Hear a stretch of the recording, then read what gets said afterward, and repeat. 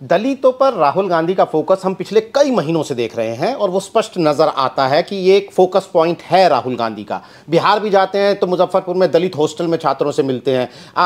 अभी गए तो दशरथ मांझी के बेटे से मिल रहे हैं उनकी झोपड़ी में जाकर। कुल मिलाकर बिहार चुनाव में आप कांग्रेस पार्टी की और राहुल गांधी की इन कोशिशों को कहाँ खड़ा हुआ पाते हैं? कुछ ही बस अब हफ्तों की बात रह गई है, महीनों की भी क्या? देखिए, राहुल गांधी, मुझे लगता है भारत जोड़ो यात्रा के बाद से उनको इस बात का एहसास हुआ है कि अगर कांग्रेस पार्टी को नए सिरे से खड़ा करना है तो उनको एक बार फिर से दलितों को कांग्रेस के साथ जोड़ना पड़ेगा। भारत जोड़ो यात्रा की वजह से लगातार जो मुद्दे कांग्रेस पार्टी और राहुल गांधी उठा रहे हैं उसकी वजह से आज की तारीख में जो मुस्लिम तबका है उसके अंदर किसी तरीके का कोई कंफ्यूजन नहीं है। वो पूरी तरीके से उनके साथ है। जहां पे कांग्रेस कमजोर होती है वहां वो दूसरी सेकुलर पार्टीज के साथ चले जाते हैं वो लोग।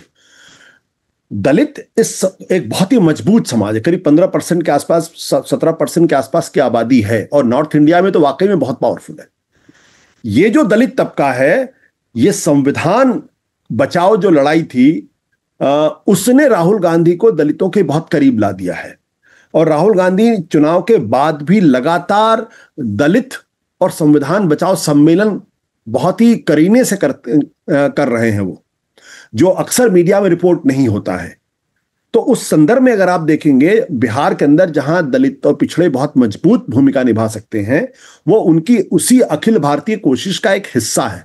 और चूंकि बिहार के अंदर अब चुनाव बहुत जल्द होने वाले हैं, इसलिए अगर वो दलितों के बीच में जा रहे हैं, उनको अपनी तरफ लाने की कोशिश कर रहे हैं या उनके बीच मैसेज दे रहे हैं, तो ये अच्छी बात है। और मुझे लगता है कि इसका स्वागत भी होना चाहिए और इसका नतीजा भी दिखाई पड़ेगा। आपने उत्तर प्रदेश के अंदर देखा और महाराष्ट्र के अंदर देखा।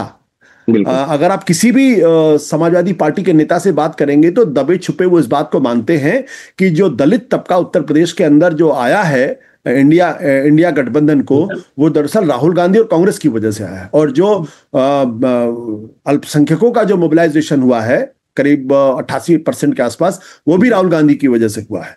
तो लेकिन चूंकि उत्तर प्रदेश के अंदर कांग्रेस पार्टी कोई बहुत मजबूत पार्टी के तौर पर नहीं, एक विकल्प के तौर पर नहीं है बीजेपी के खिलाफ, और उसी तरीके से बिहार में भी किसी विकल्प के तौर पर नहीं, वहां भी आरजेडी की पिछलग्गू पार्टी है। लेकिन राहुल गांधी की सक्रियता पूरे महागठबंधन के पक्ष में दलितों और पिछड़ों का एक बड़ा हिस्सा और मुस्लिम तबके को लाने में कामयाब हो सकते हैं अगर वो इसी तरीके से संविधान बचाने के साथ साथ दलित आउटरीच का प्रोग्राम करते जाते हैं। तो चलिए ठीक है आशुतोष जी, राहुल गांधी पिछले दिनों इस हफ्ते राहुल गांधी अपने बयानों को लेकर चर्चा में रहे, बिहार दौरे पर रहे और उनकी ये कोशिशें, बदलाव की ये कोशिशें क्या रंग दिखाती हैं, इस बारे में हमने आशुतोष जी से बात की। और बिहार को लेकर राहुल गांधी की जो कोशिशें हैं वो आने वाले चुनावों में क्या महागठबंधन के पक्ष में किस तरह के नतीजे ला पाएंगी, इस पर हमने बात की।